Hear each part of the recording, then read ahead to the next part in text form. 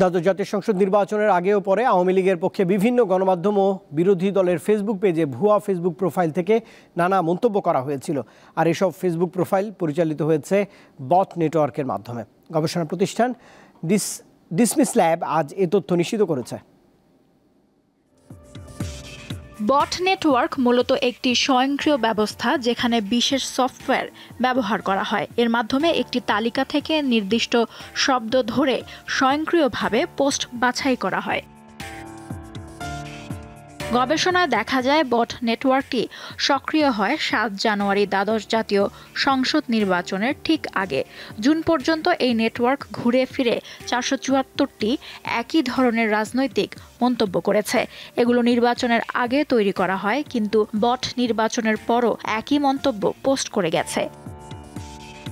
এই network ৪২টি Facebook পেজকে target করে, যেগুলো মূলত বিভিন্ন গণমাধ্যম ও আওয়ামী লীগের প্রতিপক্ষের। এর মধ্যে অনেকগুলো পেজ প্রথম সারির গণমাধ্যমের। ফেসবুক পোস্টে নির্দিষ্ট কিছু রাজনৈতিক শব্দ পেলে বট তাতে ঝাঁপিয়ে পড়ে।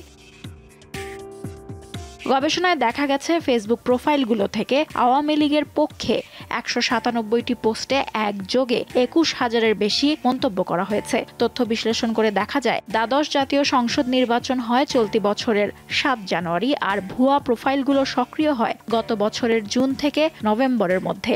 এমন ১,৩৬৯টি ফেসবুক প্রোফাইলের একটি বট নেটওয়ার্কের সন্ধান মিলেছে।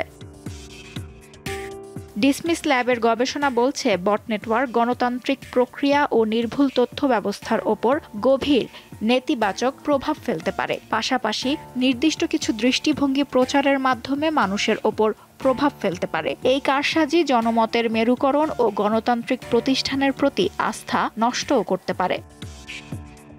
লুৎফা ফৌজিয়া, দীপ্ত, বার্তাকক্ষ।